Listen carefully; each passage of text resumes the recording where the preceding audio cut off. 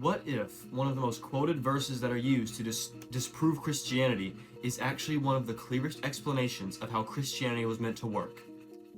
That's what I think is happening with John 14:12-14. So here's what Jesus says in the Gospel of John. He says, "Truly, truly, I say to you, whoever believes in me will also do the works that I do, and greater works than these will he do, because I'm going to the Father. And whatever you ask in my name, this I will do, that the Father may be glorified in the Son. If you ask me anything in my name, I will do it." People read that, and they immediately jump to one conclusion.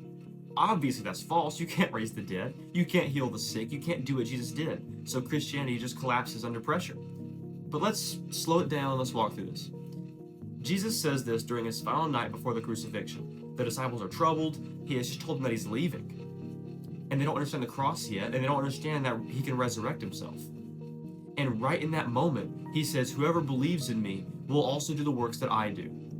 Well, the first question people have is, what are those works? In John's gospel, works include miracles, correct, but they also include revealing the Father, speaking the truth, calling people to the faith, obeying the Father's will. In John 14:10, just 2 verses earlier, Jesus says, "The Father who dwells in me does his works." The works are not independent acts that Jesus performs in isolation. They are what the Father is doing through the Son. So when Jesus says that the believers will do his works, he is not saying that they will become independent miracle producers. He's saying that his mission will continue through his believers. And then comes the phrase that causes the most confusion of the whole passage. "And greater works than these will he do." If we stop there, it sounds like believers will outperform Christ. But he immediately explains why. "Because I am going to the Father."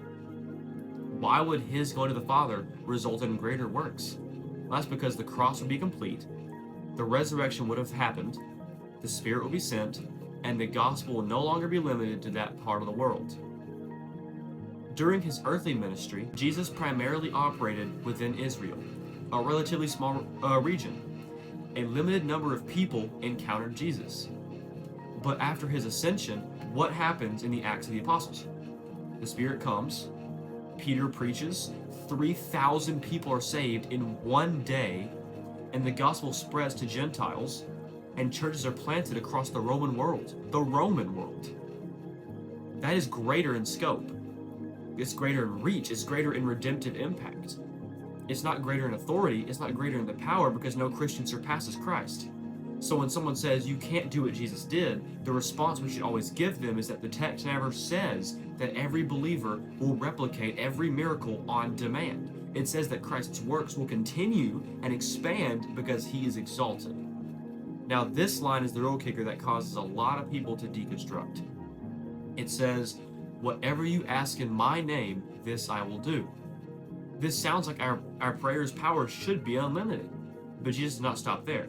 He says, "Whatever you ask in my name, this I will do, that the Father might be glorified in the Son." That is the clause of the statement that defines the entire promise. Prayer in my name is not some magical phrase you can give. It means that he will do what is in alignment with his will, in submission to his character, and for the glory of the Father. Not every prayer for healing results in healing. Why? Because God's will is not a vending machine response to human desire. A long time ago, well, a little while ago, my grandfather was sick with cancer, and he later passed away. Of course, I prayed for his healing, but I also ended every prayer with, "But Lord, let your will be done." If it's not your will that he would remain here with us, then let your will be done. When it comes down to it, God will do what is in his will. If you pray for his will, he'll make it happen. If you do not pray for his will will happen regardless.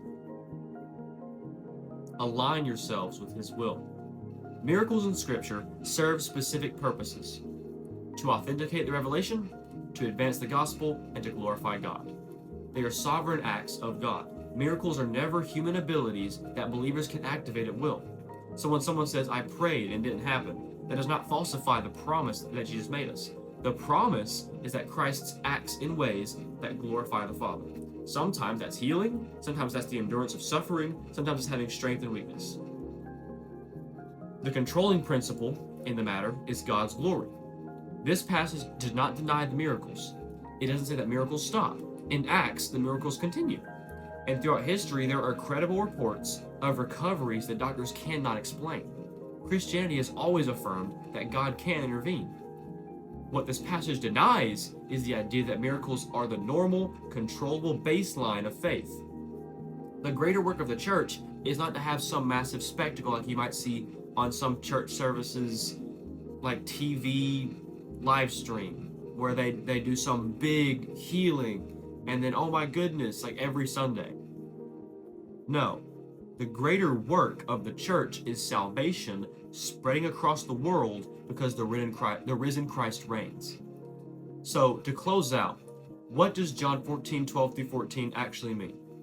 It means that Jesus' departure was not the end of his work.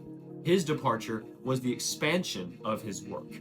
The risen and exalted Christ continues his mission through the believers that are empowered by the Spirit. Greater works refers to the global expansion of that redemption. And prayer is powerful when it is aligned with God's glory. This verse becomes clearer when it's read in proper context.